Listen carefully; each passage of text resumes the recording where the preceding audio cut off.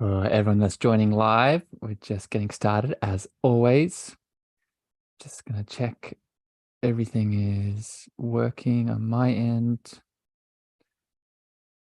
Facebook looks wonderful and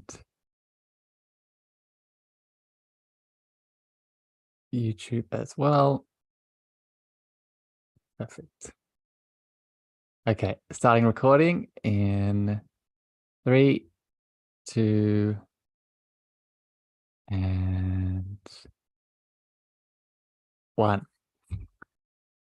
Good morning, evening, afternoon, magical beings. Welcome back to the show. Welcome back to another beautiful conversation episode of the Cosmic Love Antenna.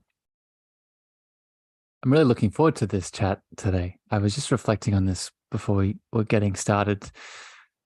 I'm not just excited to talk to this lovely woman who I'll introduce with all of you in 2 seconds, but this topic is really near and dear to my heart at the moment. And I know if it's on my heart, it's most likely on yours. So before we get into everything that this will entail, I want to welcome all the new listeners that are tuning in today, either live on Facebook, LinkedIn, YouTube, or listening for the first time on the podcast. I know there's been a big wave of new listeners, so welcome all of you. Remember that if you get a bit of value out of this chat today, please share it with a lover, a friend, a family member that you think you can support and guide, and leave your feedback over on Apple and Spotify with any questions, comments, and insights that you gain. I have the pleasure to be welcomed and joined by the lovely Lindsay Leigh. Lindsay is a powerful heart. She's a coach, consultant, intuitive. She is, in her words, a former burned out overachiever in corporate America who is now finding success through connecting into her beautiful intuitive gifts, psychic abilities, and helping others do the same. And today we're going to get into that. We're going to tune into how do we start to unlock our beautiful spiritual gifts in the corporate world, and what are all the little intricacies in between all of this. Lindsay, welcome to the Cosmic Love Antenna. Thank you so much for having me here. It's a pleasure. How are you feeling, Lindsay, as we get started? Where's your energy at? It's really good. I'm just I'm in a space where I'm like, oh, where is this conversation going to go by the end of this? I cannot wait to see where we take ourselves and what's channeled through and what really needs to be channeled through. So I am just in this space of, I feel like I'm in a waiting room or like at the top of a roller coaster right before you're about to up. So I can't wait to just see how this conversation unfolds. I love that description, Lindsay. I think this is probably one of my favorite things with having conversations with people like you. You understand it. You get it that this dance we're about to have, there's some important questions I want to ask you, but there's going to be even more divine frequency channeled in between those questions. So I'm excited. Let's get straight into it. So I guess where I want to start with this conversation is I have a lot of light workers and healers and powerful souls who follow this show. Lily, I see you in the Facebook chat as an example. And I think sometimes when we look at the business world as a sensitive, intuitive soul, it can be a bit overwhelming in terms of there's a lot of beautiful masculine structure. There's a lot of powerful minds at play. So I guess in your opinion, your experience as someone who is an intuitive in this corporate world, what is the first step a sensitive light worker can sort of start to implement to step into this world, but still express themselves fully? I think it goes back to something you and I spoke about in a previous conversation, and it has to do with really doing the inner work and understanding yourself. Because when you're in a structure that has been rooted in, maybe some out of balanced patriarchal ways of doing and not ways of being, what you do is more important than who you are oftentimes, and the energy that you bring to the table. It does matter. We talk about executive presence, and a lot of that has to do with our energy. But I think that one of the first things that we can think about is how we're feeling in the inner work that we're doing, because the way that we show up, we can manage difficult situations when our internal systems are calm and our internal systems are not affected so deeply by some of the chaos energy that you can find yourself in the corporate environment. Yeah. I'm feeling compelled to ask, Lindsay, what, and I'm laughing because, what you're describing, I've already felt this morning, right? I don't go into the physical corporate world in my life at the moment, but I'm in the corporate world in terms of clients that come into my world through Zoom and things like that, right?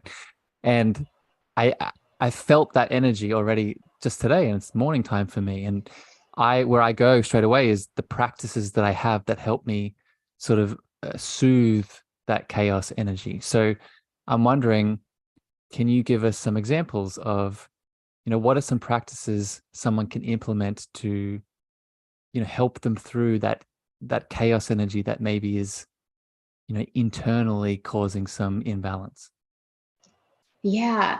I mean, the easiest one you could always immediately go to is meditation, quieting the mind first. But I think that's a great first step. I think the next step, and really believe that the next step, is actually taking a step back and creating a bit more objectivity and starting to objectively observe, is this me or is this them? Particularly with empaths, am I taking on this energy? Is this even mine? And start to, I really am a big fan of kind of pushing back away from the energy and stepping back to start this self-inquiry. And it can be 2 minutes. It can even be in a conversation where you could maybe take a step back and ask yourself a quick question. Is this me or them?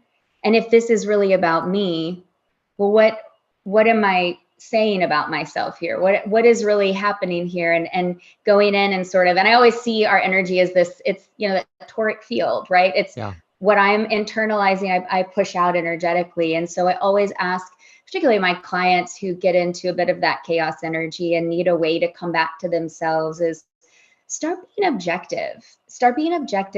And how can you be objective from a place of love, right? We can't solve anything by, being hard on ourselves. We have to internalize and be objective and curious about why our bodies are feeling the way they're feeling, why we're starting to have these thought spirals, and just going back in and start being that objective observer before we start making decisions or before we start running up a hill. So I already am loving this conversation, Lindsay. It's already bringing up so much. This objective observer as a practice, I think, is profound for many reasons. But I want to add an extra word and get your perspective on it. I don't think it's just, and you mentioned this with the heart a second ago. I think it's not just the objective observer. I think it's the objective loving observer, right? So when we, as an example, if I'm walking into a corporate environment, someone says something, I'm triggered, some guilt or shame or anger comes up, and I want to apply that observer practice. I think there's a difference between observing it from neutrality and observing it with love. What are your perspectives on this? Oh, I'm so here for this. Okay. I love that you are describing both, because I think there has been, and often is still, a way of thinking that says, be neutral, come from a place of neutrality. I don't actually believe that anymore. I actually think that things have shifted in such a way that that's actually not enough. And it has to be an objective love. And oh man, here I go. Let's do it. Let's go deep, Lindsay. Let's do it. The corporate environment and the way that a lot of us, I think, maybe we're brought up, especially if you find yourself being an overachiever, A-type, we were probably told or have this internalized feeling that we're not enough. We're already hard enough on ourselves. And so if we are objectively observing from a neutral place, that doesn't then involve the heart, which you have to love yourself through it. We have hated ourselves, self-love, like we have gone through life being so hard on ourselves that nothing changes if nothing changes. So you have to change the strategy that you are using to expand and heal yourself and evolve and ascend ultimately. And so that's why I'm like so with you on this, that you have to love yourself through whatever it is. And you cannot have, and I hate to even say cannot, because I don't want to give you a box to be in, but I encourage you to love yourself through it. Love yourself objectively through the lens of love and everything that you do, because the heart is what will make that's where we're going. Love is the ultimate frequency you want to be at. So it's oh, go ahead. No, I'm so excited about this train of thought. It will stop it from coming back, right? It may take time. It's not instant, right? I don't want to put that, duration on it, but if you shift from the objectivity, neutrality to the love observation, it allows the wound to be soothed rather than bypassed, right? And this is what I want to ask you next here. Okay, so in the corporate world, when the sensitive, beautiful beings are entering with their gifts and they're either helping corporate leaders or they're a corporate leader themselves, there's a lot going on, right? And what I mean by that is, like, as an example, I look at my to-do list, as I'm sure yours is, it's full of things to do throughout the day. So there's time is, as much as our heart is infinite, time in the 3D is finite. So what I'm getting at here, and what I want to ask you, Lindsay, is how do we balance observing with love, healing, doing these practices to support our inner world, and all the things that are going on throughout the day, right? How do we do these practices but still balance all the things that we need to get done? And that's a really hard question, because more and more we are being asked to do more with less. We are not getting the support. I mean, in my last job, I was probably doing 4 different roles. And, anyone who would look at that job description be like, okay, so are you hiring for 4 different roles here? It's like, no, it's just me. I'm doing all of these things. It's really difficult. It's why we have this idea of quiet quitting, because I think people have just hit a wall so badly and they have burnt themselves out so badly that this high level of expectation of career growth and climbing the ladder and being seen for the things that they're doing and who they are is like not happening, and they've had to pull back. And so I always recommend that when we're trying to create balance, to almost do an audit of all the things that you're doing and start to look at what really matters. What really matters here from a sanity perspective. But what really matters when it comes to your own goals, how you show up. But sometimes it's really hard because, again, like I said, you're having to do more with less. And finding balance can be really hard. And so you have to look at, this is like not a very spiritual way to say it, but prioritization is really what we do. We just go through and have to prioritize. So you say it's not spiritual, but I think you can add a spiritual lens to it. And this is what I would say, Lindsay, and I'll get your thoughts on it.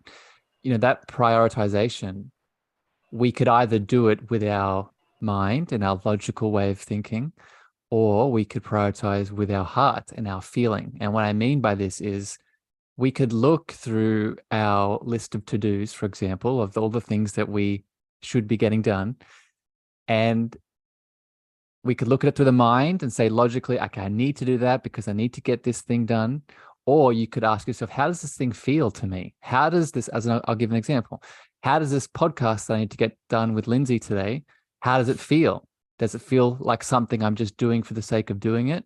Or does it make my heart expand? Do I feel chills going down my spine? Do I feel activated by even just the thought of doing it? So what are your thoughts on this, Lindsay? Is there a difference here within this sort of prioritization? Yeah, I think it's really difficult because you and I come from a perspective right now where like it's our business, and if we are successful, it's based off of kind of how we've set things up in our prioritization of like where we feel with things. If you're a manager, a VP or whatever, they don't care how you feel. Doesn't matter. That was a piece that I was thinking about earlier when I was talking is, a lot of, and I'm sure a lot of people who have climbed the ladder know this, there is a certain level of the denial of self that you must do in order to be successful in the corporate environment because it is so naturally masculine. I love some of the ways that people are really pushing against this, like Chani. I don't know if you know the Chani app with like astrology.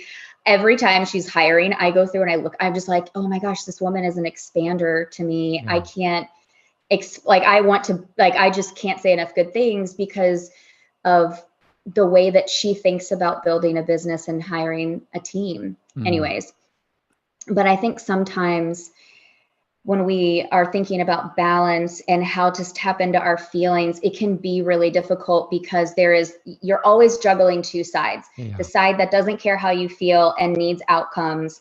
And then there's this side of you that's needing to be seen, and this softer, more beautiful and fully loving side that wants to integrate the two. And it is a dance, just like we are dancing in this conversation. Well, Lindsay, I just want to point this out for people listening. What you're explaining is the beautiful, divine masculine and feminine inside of us, right? You just defined those two energies that, if we are seeing them maybe in an imbalanced state in our environment, maybe with people we're working with, maybe our boss, then yes, we could force it and change it through them, or we could go internally and ask ourselves, what does that current dance look like in my inner world? Shift it based off a masculine or a feminine choice. And I've noticed that impacts the external reality. That impacts that boss, that coworker, that corporate environment that I want to change. Do you agree with this? Oh man, I have a great story for you. Please give it to me. So one of my friends, she loves to play around with this energy, and she told me this wonderful story. I sadly was out of the corporate environment and never had a chance to really tap into this, but she meditates for about an hour every morning. And she was not really connecting with her boss. And so what she did was she went into meditation and just sent her boss love, really, let go of her not feeling seen, the stuff that she was bringing to it, and just continue to like send her love and really be in this space of like that heart of really opening her heart. And that day, her boss like just started giving her all of this praise and feedback she had never received before. She all of a sudden explained this whole situation where she had gotten really upset with my friend. And she and I were talking, she's like, Lindsay, I don't know what happened. I think my meditations are working. Yeah. And they were, because like the quantum field and energetics is not limited, right? Of course, by space and time. Yeah. And so I agree. What we bring to the situation, what we bring to the conversation when we do this inner work and we are shifting our thoughts of how we want to show up impacts the room without saying a thing. So I'm glad you brought that up, because that is a really kind of extreme example, but very, I think, like targeted in on it. I think it's a beautiful example, Lindsay, and it highlights, we overestimate our impact on people. and in many ways. But I was talking to a lovely client about this the other day, that when you, like, I used the example that you just described of being in meditation for an hour. When you drop into meditation for an hour and you connect to your source and you're in that space of presence, and then you walk into a room in that space of presence without even you saying anything, without even you speaking words or taking any actions, that presence is felt, right? That presence, that frequency, other people pick up on it, right? And I highlight this to really emphasize for people listening. What would change in your corporate world if everyone was doing that, right? If everyone was in that space all the time, right? I totally agree. And that is why I always say, I love how you've expanded on it, because that's why I always say the inner work is the beginning, because when you can work, and I do a lot of, I also do regression hypnosis, because I love working in energy. I love working in the subconscious. I love neural reprogramming, all of these things, because it's never going to be your external that they feel first. It's going to be your energy. And we can sit there, and I have clients who will be like, but I'm doing this, I'm showing up this way. And that's when I know that I'm like, but we still have work to do internally, because if you're doing all of the things, it's the beingness, it's your energy, that there's still old programs, there's still old thought patterns, belief systems that we need to transmute, so that when you show up, there is not a resistance to the doing. Energetically, there's a flow that's happening. And that's what all this work is. We're getting you in flow so that everything's synced up. The doing, the being, the divine masculine, all the energies are in flow in a way that they're not going to be when you have density and old programs still sitting there. And it's hard because, and you probably know this, it's really difficult when you're like, I'm doing all the things. When is this going to, you have a client who's like having a breakdown, and they're like, when is this going to work out for me, and all these things. And you keep going back, you're on the right path. We still have work to do. And they're like, I'm tired of I had a client like this last week. So that's why, and that's my favorite story and illusion to move through, both within people I support and myself, of when will I be there? When will I get to the thing? When will when will I, it's the I'll be happy when syndrome, right? I refer to it as, it's like, and it's a big one because, and this is another little rabbit hole, but it's that's how we know we're not in the heart, right? As soon as we get stuck in this illusion of there is a destination ahead of me that holds my enoughness, holds my worthiness, holds my value, that's the place to stop, right? You need to stop all that you're doing if possible, and you need to go inside, right? Does that resonate, Lindsay? Oh yeah, I know. And it's so hard. I empathize so deeply with people, because I was that too, but we are so programmed, with goals, with you're not doing enough if you don't set these goals and reach them. You're not enough if you can't and it's all these not enoughness. And so when we do our inner work, this is like the spectrum of your spiritual awakening that I feel like we all kind of begin in one end and we move through. And I see this so often where in the beginning, they are really, my clients are really deeply tapped into, if I do enough, or if I do this, then this will happen. And the goal will, and so that's the beginning of all right, we're working through this. And then they realize there is no end goal. There is no end journey. There's just this experience and this evolution that we're constantly allowing to unfold. And that's the goal. And that's the end goal, right? That's the beautiful paradox to it, is that you explain that process of, I call it the process of becoming, and you have to learn, and I don't say have to because I agree with you. There's never any expectations here, but you're encouraged to learn that becoming is it. That's it. That we're in it, right? I want to go back a little bit, Lindsay, because I'm just interested, and I think this will help people listening. Part of your stories, you were burnt out in the corporate world, and it's a big part of why you're doing the work that you're doing now. But before that, you were a young woman, an adolescent, and a child. And this topic today, we're sort of tuning into being a beautiful, intuitive, spiritual person that has certain gifts. And I'm wondering, Lindsay, as a child, what what gifts were coming up for you? What things did you notice that I assume, and you can tell me if I'm wrong, but I assume you probably suppressed and then came out later? Yes. And I actually still think that I have suppressed memories from some of the things I experienced when I was a child. But I was that kid who I have like, I've heard stories of, and even like one of my mentors, like when she would talk to angels when she was a kid and all these things. I was terrified most of my life. Like I didn't know what I was going to wake up and see in the middle of the night. I remember seeing like a parade of beings coming out of my closet. Mm. I could hear things. I now know who those things are. But I could turn like it was like being at a dinner party almost. I could turn it like a dial up and down. I could play with radio frequencies like with my hands. How old And were you? This is like young Lindsay, right? yes, this is like I would say 10 Okay. and below. Yeah. What I still had all of these gifts, but it was mostly very terrifying for me. And no one taught me what was happening. I could see the future.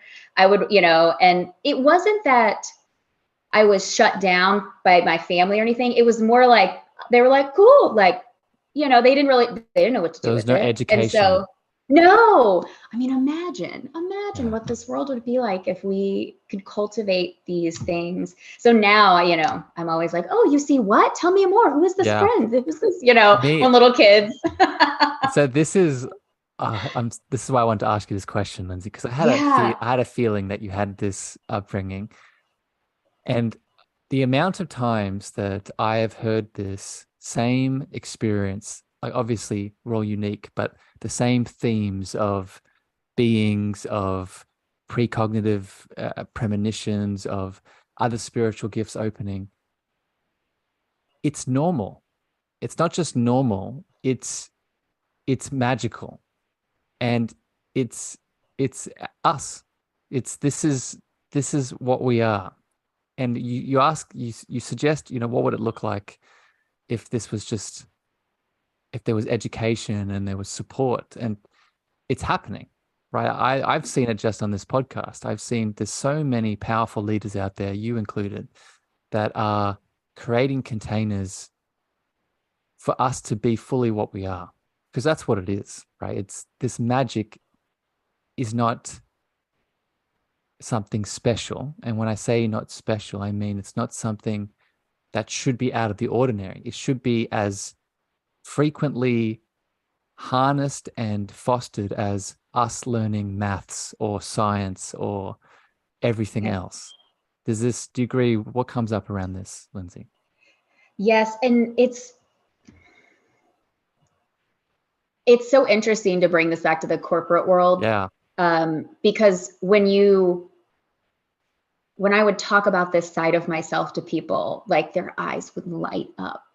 I mean, it's like I just gave them, like, I don't know, an addictive substance or something. And they're like, oh my gosh, can I tell you this? Can I tell you these things?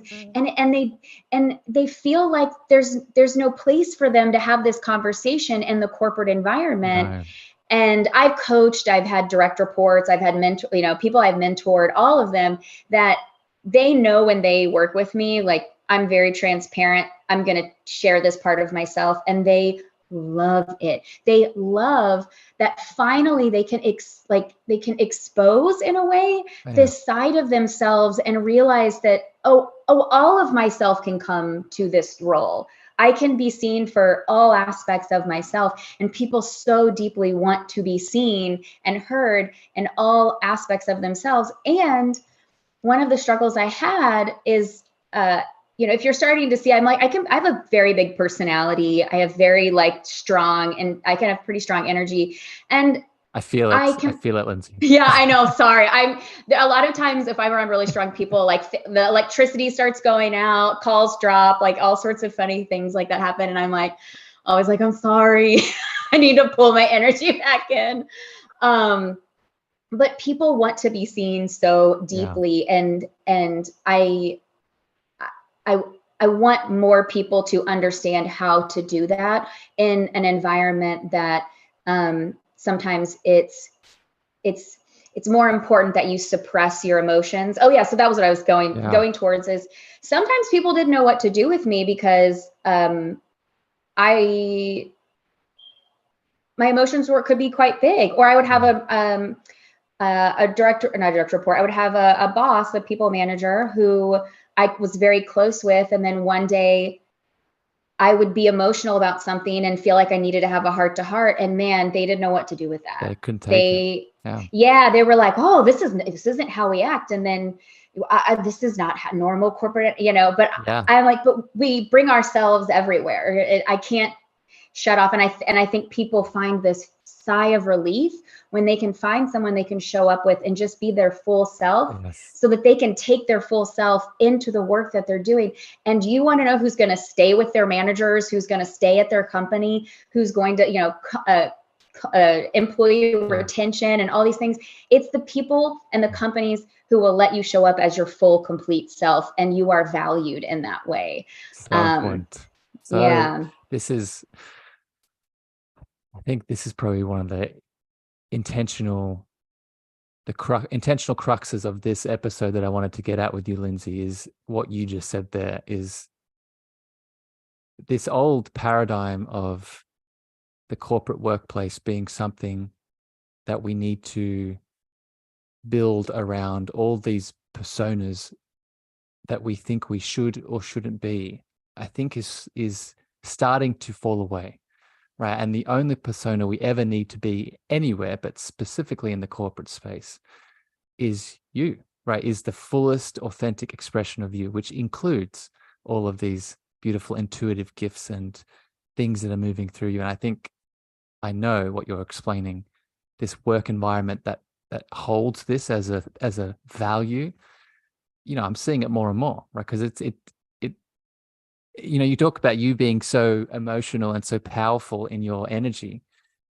That's what changes things. That's power that shifts realities. And we want that, right? I want to go back to something, Lindsay.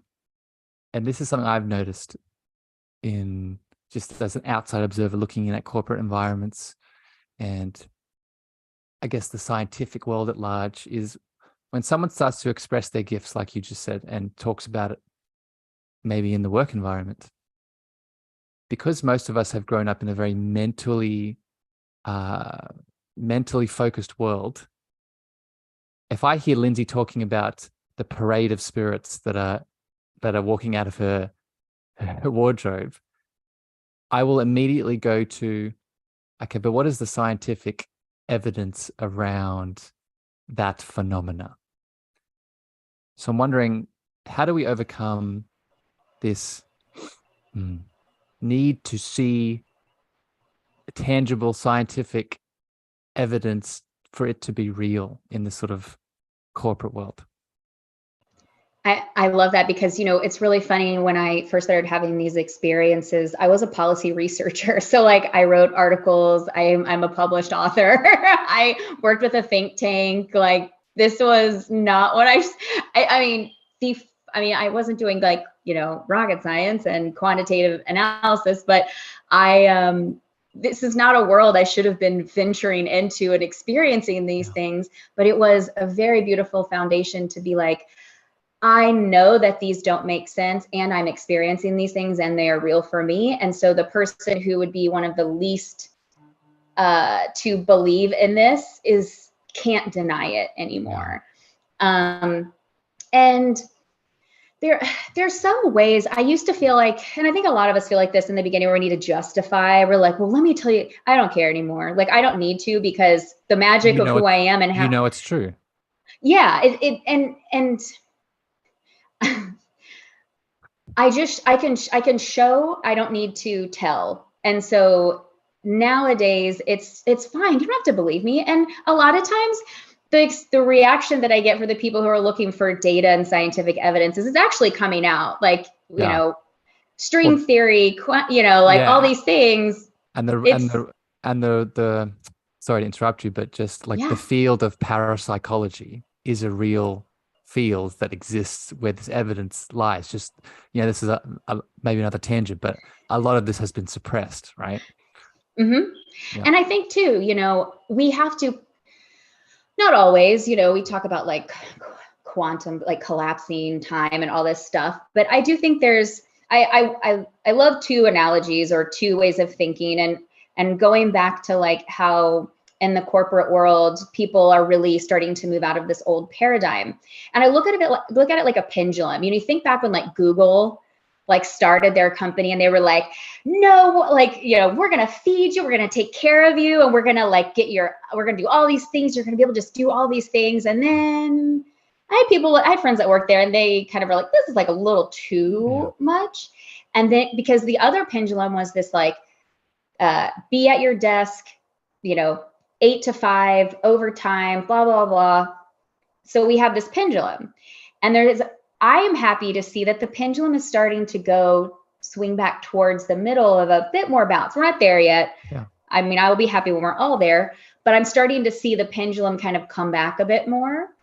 And I lost my train of thought, but No, but I'll finish it for you. It's coming back more, Lindsay, because I feel everyone is waking up to this understanding of holism.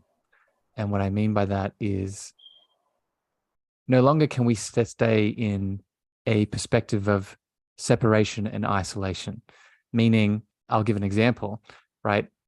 Just because I can see something as hasn't been scientifically proven yet, or it's real inside of me, has shifted into meaning this intuitive gift that I have, maybe there's not scientific evidence, and it also feels very true to me and very real, right? So we're shifting out of the or psychology of it's either this or it's that, it's either wrong or it's right, versus two things can be correct.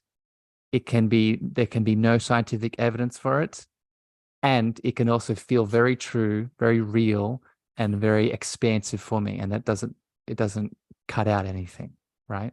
Does that make sense? Yeah. And this helps me get back to where I was before about there are more people who are curious about these gifts and this intuition and spirituality. It's becoming much more mainstream than it was even 10, 20 years ago. And of course, further beyond that. But it's been this incremental change that is starting to shift into this definitely transformational type of change in the workforce. But even with my last role, I worked with a bunch of consultants, and they have a very specific way of working. Some of the most fun people I've ever worked with in my entire life. Think of some of them as family at this point. And they either were like not into it, but could love me no matter what. They're like, I love you. I know who you are, and I support this. Or some people were scared of me, and I was like, cool, that's fine. You're not here. You don't need to receive this. Yeah. And so the more, and that's part of the inner work when you're like, well, I know who I am. I know what I bring to the table, and I feel really good and heart-centered and balanced about it. And you're either curious and you're open to exploring a new way of being and thinking, or you're not, and that's okay. There's just too many of us that are going down that road that it's kind of like, that's fine. You don't have to go down that road, and you can stay where you're at and that three-dimensional way of thinking, but that's not really, I think, where collective consciousness is going. And that's just kind of how I view it these days. When I think about corporate America needing proof, is now they're just starting to integrate into who they are. And it's less and less about one or the other, like you said. I think it's a lovely symptom of the Great Awakening that's happening, right? I think no matter how you feel about the last 2 or 3 years of negative events, the polarity of those negative events is this collective shift we're all moving through. And it's the corporate world is not, doesn't get out of it, right? It's being impacted. The consciousness that is waking up in, the rural areas of Australia, or in Portland of the US, right?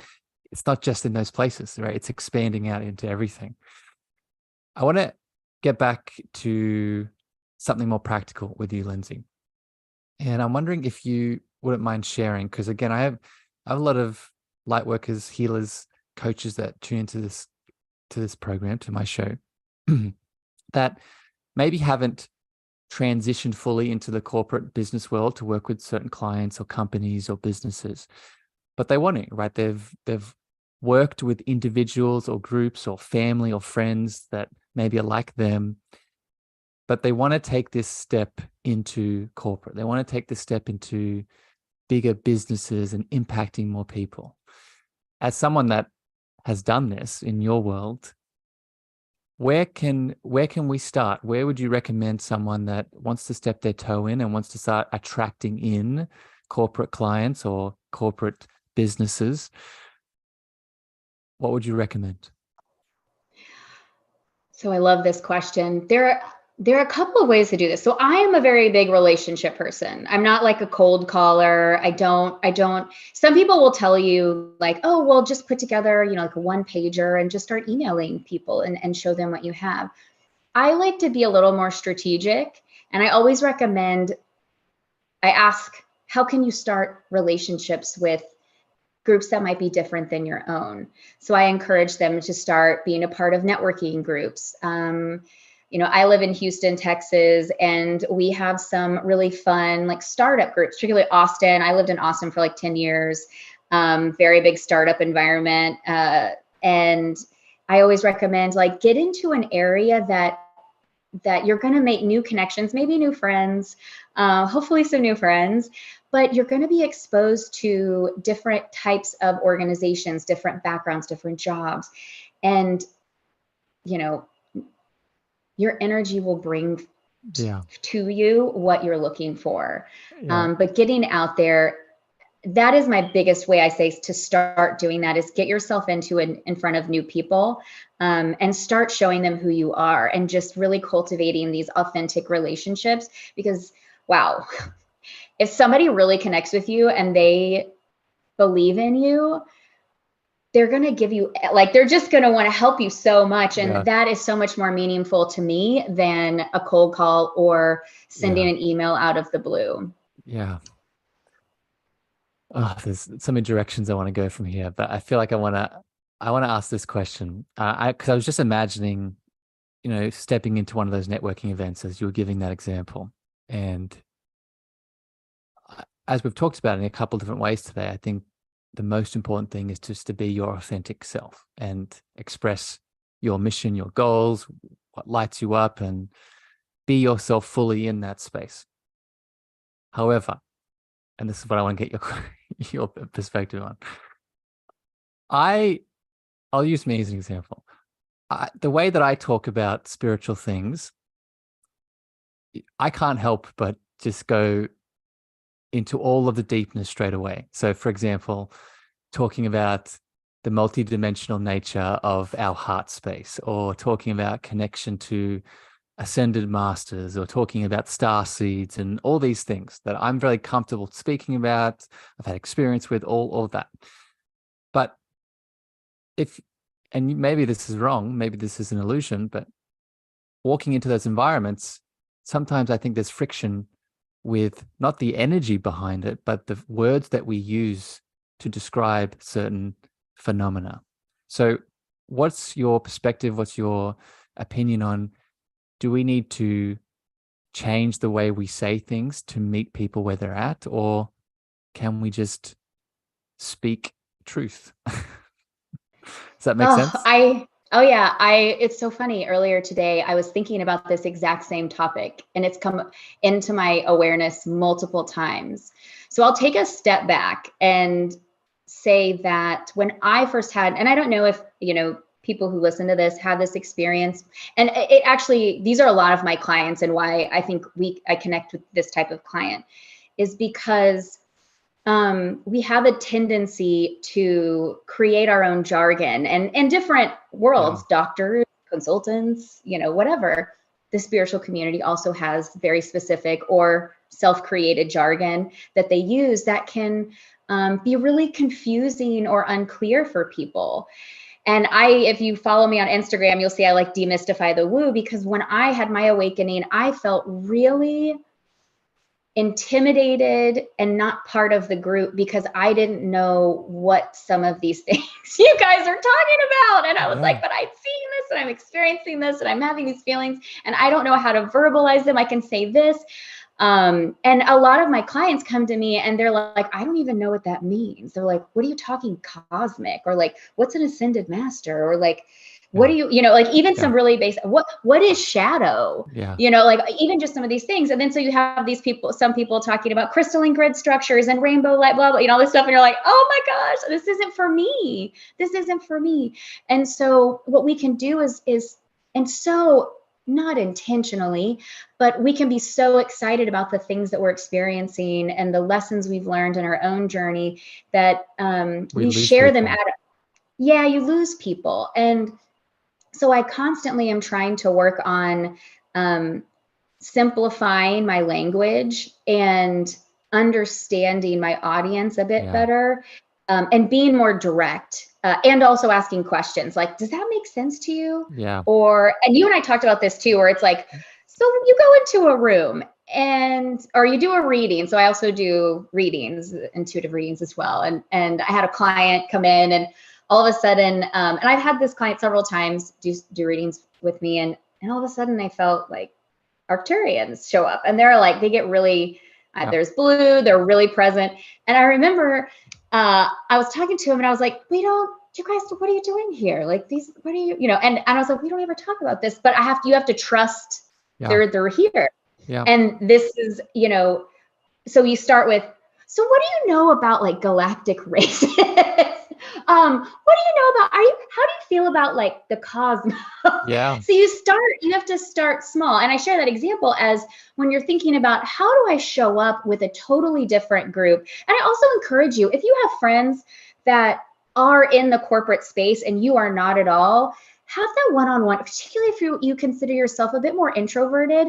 Start having that one-on-one conversation with your friend and ask those questions to say, well, like, how would I talk about this? You know me, what would be some good ways for me to like break in, or conversations that you think that the corporate world might be more open to. I think those are really great places to start. But it is meeting your audience where you are is huge. And it can be really difficult when it's a totally new audience. I love it. So many practical tips in there, my friend. I want to add one more to it. And you were floating around it, but I want to point it out directly. I think asking the questions is powerful, but I think what we can insert within the questions is empathy, right? Is our beautiful gift of empathy. And what I mean by this is, you know, we can get so much like you. I get so excited when, you know, I'm with someone and I get a download and something comes through and I want to share it, and I go very quickly, right? I just speak the thing. And I think what we often forget and what we can do is we can add space. We can receive the download, we can pause for a second, and we can empathize with the person, right? And I'm not meaning here like tune into their whole demographic and their history. No, just open your heart for a second and ask yourself, where is this person at, right? And we all can guess these things. We can also tune into these things. We don't need all the information to start empathizing with, okay, what can this person handle in this moment? I think just asking that question helps us slow down and helps us meet that person, maybe with a question like you're suggesting, or just, and this, I'll get your perspective on this, sharing with them without even speaking. Because as we've talked about today, as the example I gave before, our presence gives answers, right? Our presence gives feelings. So I think we underestimate our ability to give someone guidance without adding words to it. What are your thoughts on empathy and all of this, Lindsay? Yeah, you know, it's interesting. The first thing that comes up is like, some people don't want our guidance.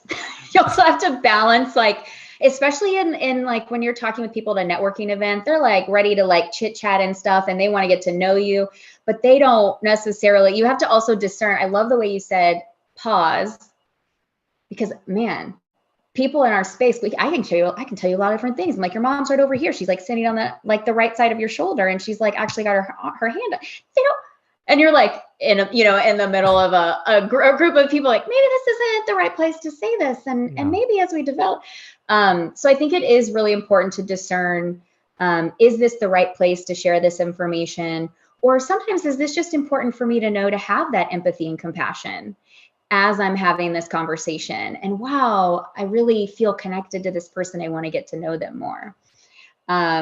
But yeah, I go back to, especially in our line of work where we're coaching, people come to our space for guidance and support.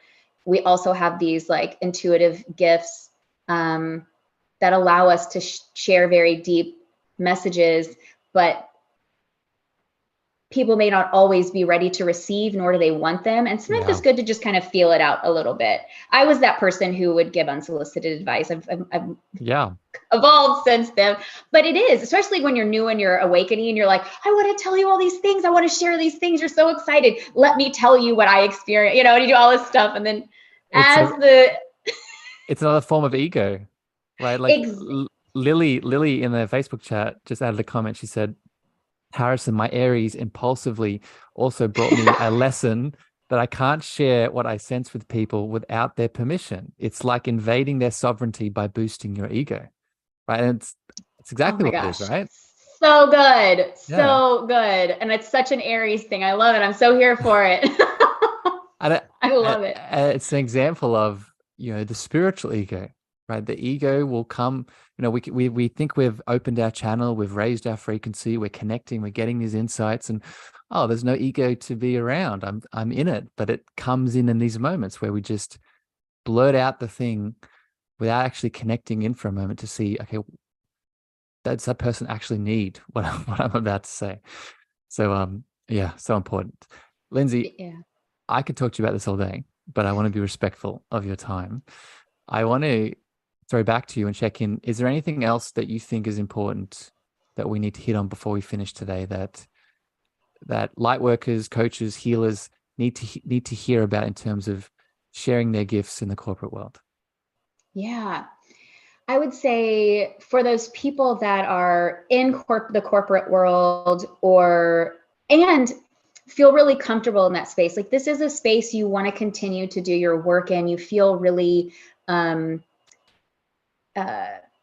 aligned with being in that space. I think there's a lot of conversations around going off on your own, doing things differently, and starting your own business and being a creative, all these things. It's okay to feel like you can actually make a huge impact being in the corporate world, whether it's corporate, nonprofit, teaching, all of these spaces. The work and the gifts that you bring to these spaces are so valuable. And if it feels really aligned for you, I just want those people to know that then don't question it. Like continue on your journey and be that light in that space. And we need that so deeply.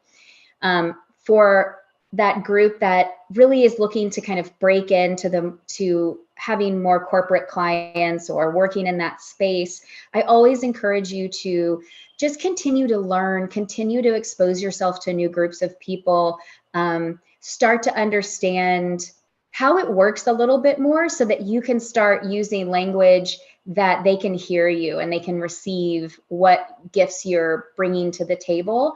Because when you do that, it helps people feel seen and heard, and they get to feel your energy and they get to connect with you.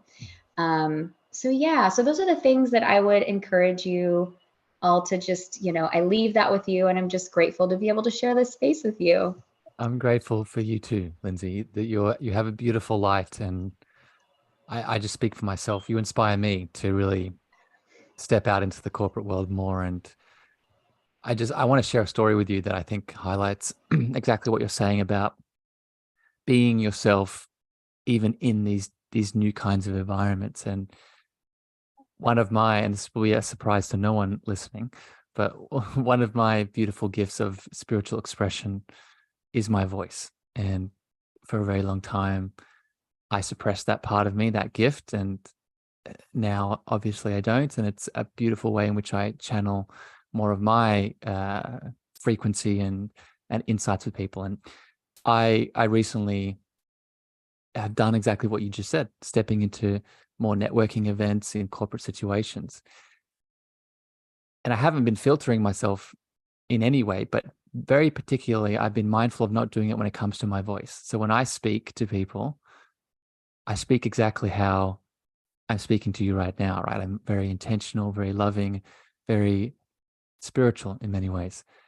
And the number one comment I get from everyone in these new environments is, I could listen to you all day. There's something about your voice. There's something about the way that you speak. It just soothes me. It makes me feel good. It activates me.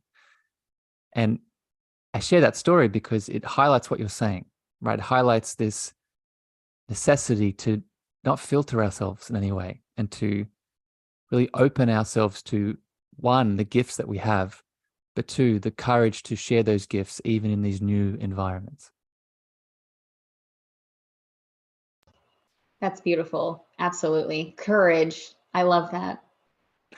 Lindsay, if people have tuned into your beautiful heart today and they want to find out more, they want to see what you have going on in the world, is there anything you want to offer? Do you have anything exciting that's going on in your life at the moment? I'd love to let you promote yourself if you feel called. Yeah. So Harrison and I were just laughing about my name is a bit long, but you can go to my website anytime, lindsay-leigh.com, and it's LINDSAY-LEIGH. And I'm on Instagram and TikTok, recently started a YouTube page, but mostly over on Instagram at Lindsay Leigh Official. And let me see what else. Yeah, I'm having workshops, classes. I do one-on-one transformational coaching as well as intuitive development. I'm actually hosting an Akashic Records workshop tonight. So very excited about that. But if anyone has any questions, they can always DM me, reach out. I love to be able to chat with new friends and just here to serve and support however I can. I appreciate you, Lindsay. I'll put all of your details for people listening on the podcast or live. I'll put these in the show notes so you can click the links, go straight to Lindsay's socials and her places. Yeah. My last question, Lindsay, before I let you go today is, this is the Cosmic Love Antenna. And one of the reasons I branded it that way is I grew up as a little boy that was very disconnected with the idea of my higher power being a man on a cloud outside of me. So I became atheist and then came around to this understanding that my high power is really the consciousness of love that exists in my heart. So I'm wondering, in your world, Lindsay, how do you personally define that love word? How do I personally define love? Oh, I'm always like, can you define it? It's always going back to the divine within, that ultimate divine within. And when you can come back to that, anything's possible. Beautiful. Lindsay, I appreciate you. Thank you for your time today. I send you so much love back at you. For everyone that's tuned in either live or on the podcast, thank you for your attention, your energy, and your spirit today. If this hits your heart, please share it out far and wide. But regardless, until next time here on the show, we send you love, we send you light, and we'll talk to you very soon. Bye, everyone.